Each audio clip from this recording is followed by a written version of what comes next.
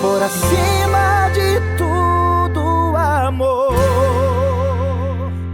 Bem, como vocês puderam ver um pouquinho o que significa a dimensão da obra da Cidade de Maria, nesse segundo bloco eu queria que o Padre Túlio falasse um pouco sobre Dom Antônio, que é o motivo principal da minha alegria, do meu comprometimento de escrever a dedicatória também do segundo livro para Dom Antônio Muciolo, que foi, sem dúvida, o meu pai espiritual, que foi, sem dúvida, a pessoa de uma importância imensa na minha vida.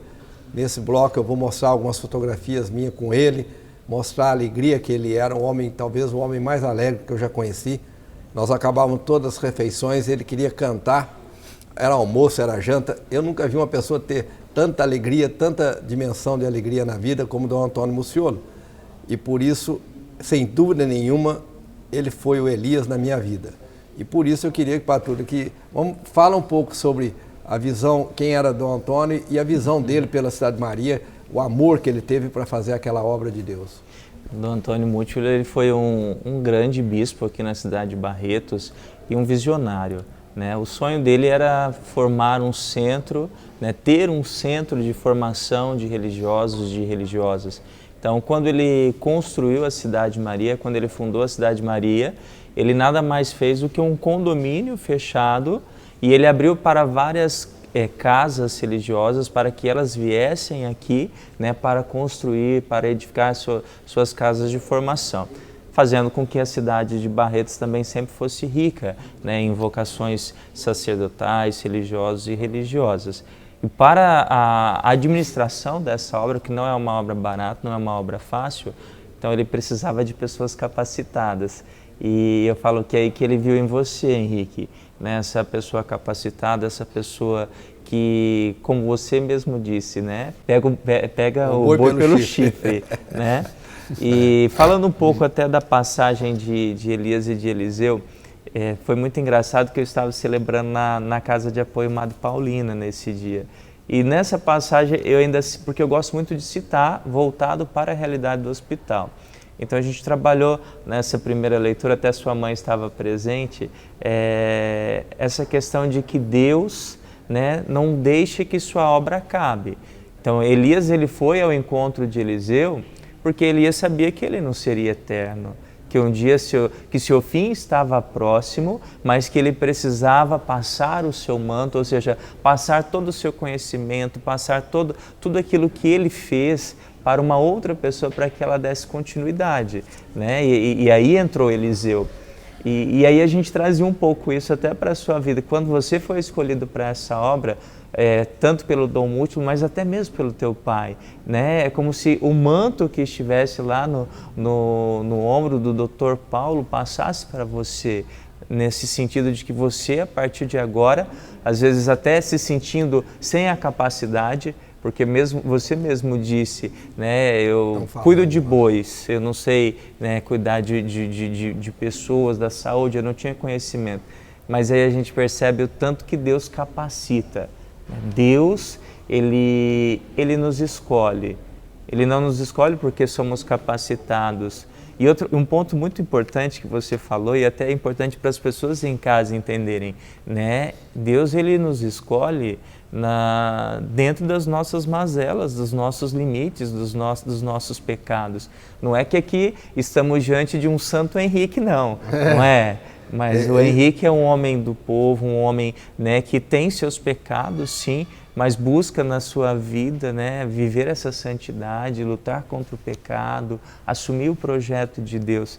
E assim ele faz com cada um de nós. Fala que cada um de nós podemos ser esse Eliseu, porque a cada um Deus escolhe para dar continuidade na sua obra. E o Hospital de Câncer, a Cidade de Maria, é uma obra de Deus. E precisava de uma pessoa assim, muito bem escolhida, e você foi esse escolhido. Eu me sinto extremamente feliz e extremamente orgulhoso da missão que Dom Antônio me deu, que dessa missão da Cidade de Maria surgiram outras missões e depois apareceu uma que ficou muito grande e que até a mim mesmo me surpreende o tamanho que ela fica, o tamanho que ela ficou, o tamanho que ela está ficando, que é a obra do Hospital do Câncer. Peguei um hospital de 2.000 metros quadrados, que nesse bloco eu vou mostrar para vocês o tamanhozinho que era o hospital, e se tornou hoje um gigante, não só aqui em Barretos, mas em Jales e também agora na região da Amazônia.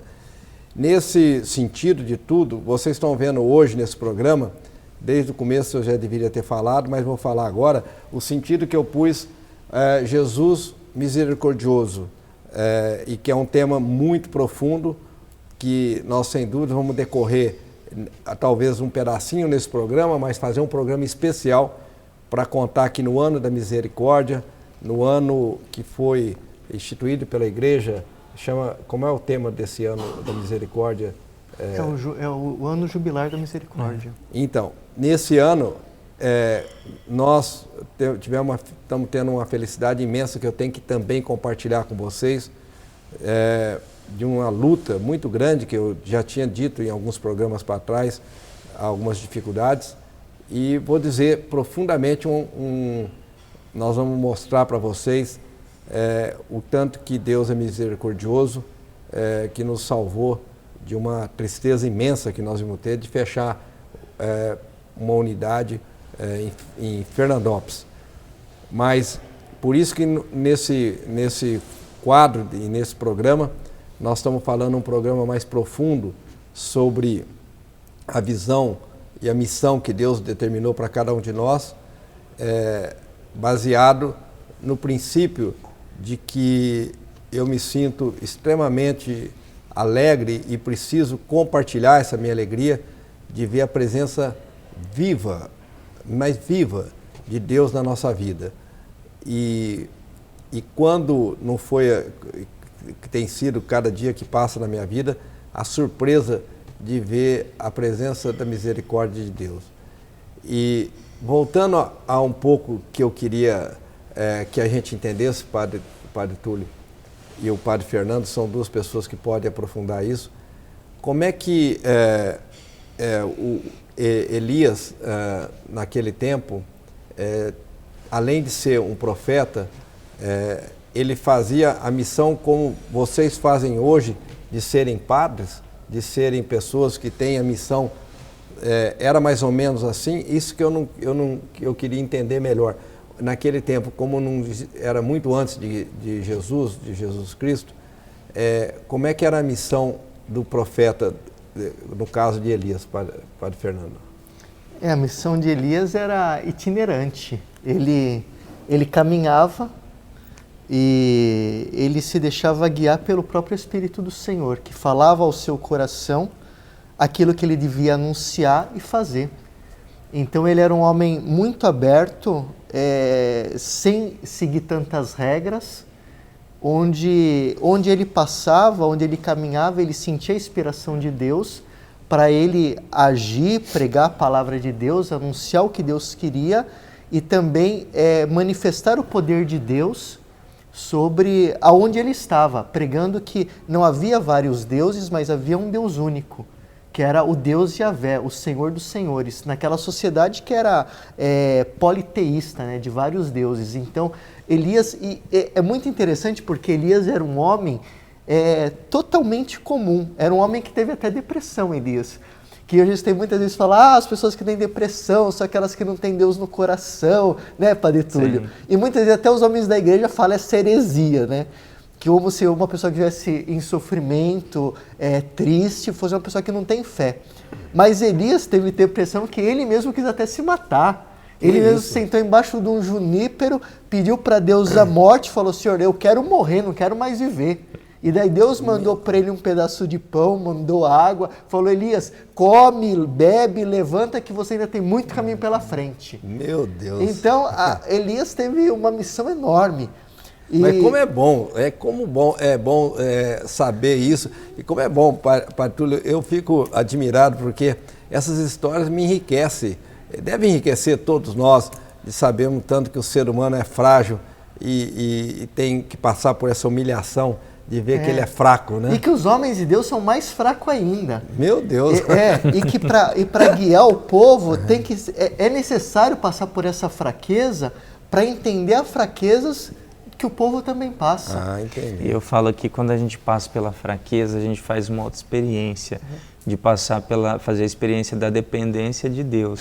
Porque quando a gente está fraco, que a gente busca em Deus, né? A gente vê o tanto que Deus é forte, a gente busca essa força em Deus, né? Mas eu acho que a gente, quando está forte, também busca em Deus, mas não sente da mesma forma quando está fraco. Eu sempre eu acho desde criança, uma coisa que sempre me fez muita dificuldade. E quando eu atingi 17 anos, foi quando minha mãe me entregou uma carta. Eu falava para ela: mãe, por que não acabaram, mãe, com o Velho Testamento? Fica tão confuso para mim, é melhor só existir o Novo Testamento, que está tão vivo, tão perto. Jesus aperfeiçoou todas as leis, ficou mais fácil de entender as leis de Deus. E ela então me mandou para um curso do Espírito Santo, em Campinas, com 17 anos. Ela falou: você está ansioso? Porque está chegando a hora que você tem que aprofundar na sua missão. Está escrito uma carta que minha mãe escreveu. Que vai para o livro. Que vai para o livro. Que novo livro. A carta, sem dúvida nenhuma, vai encher o coração de todas as pessoas que Deus permite que existam profetas, como Dom Antônio, sem dúvida, foi o profeta, é um profeta que nós temos orgulho de ter conhecido e vivido com ele. E depois a minha mãe, que foi profetisa, que a carta vai mostrar para vocês o que é uma mulher ter no coração o sentimento e o amor de Deus para revelar o que ela enxergou no dia e na hora que eu nasci, ela e meu pai. E é uma coisa que só entendi hoje, naquele tempo não dá para entender quando você é jovem, mas eu fico extremamente eufórico de ouvir essas histórias do Velho Testamento, me deixa eu extremamente, falei, meu Deus, não pode ser verdade, é muito igual a nós, né? Uma coisa interessante, sabe, que quando o Padre Túlio falava da obra de Deus que continua, eu pensava que, como é tão rico, né? Porque Deus foi tão sábio na história da tua vida, porque na vida religiosa existiu o noviciado, né, Padre Túlio?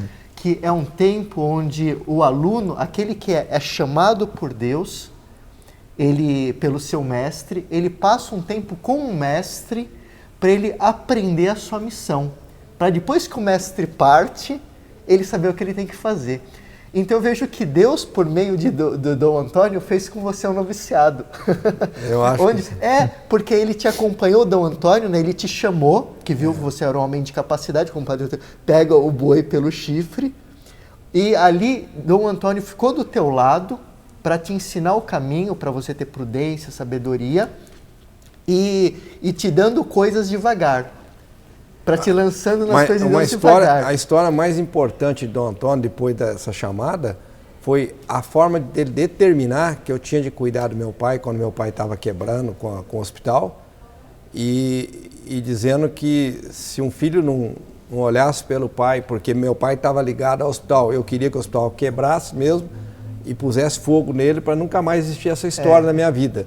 E eu fui o filho que juntei todos os irmãos e minha família disse, vamos deixar que isso chegue ao fim e é a última vez que nós vamos seguir esse caminho, porque está deteriorando a nossa família, esse hospital, já sangrou minha mãe a vida inteira e agora não vai sobrar de condições da minha mãe nem quando ficar mais velha ter dinheiro.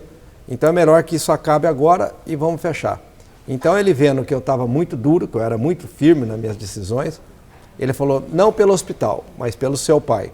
Então a história é muito bonita porque a missão, o hospital ressuscitou numa chamada de Dom Antônio, numa colocação dele para dizer, você tem que fazer isso. Que na verdade não foi chamado, ele te convocou. Ele convocou. Porque Eliseu aqui também, ele foi convocado, a palavra diz. Não, o que Elias falou com Eliseu foi exatamente o que Dom Antônio falou comigo. Então no terceiro bloco, nós vamos aprofundar essa história, que eu acho ela linda, que isso me deixa embebecido de tanto amor que eu tenho por Deus, de poder proclamar o tanto que Deus é misericordioso. Vamos assistir agora no terceiro bloco. Esse programa é um programa profundo, das pessoas meditarem sobre a fé. No terceiro bloco nós voltamos. Por assim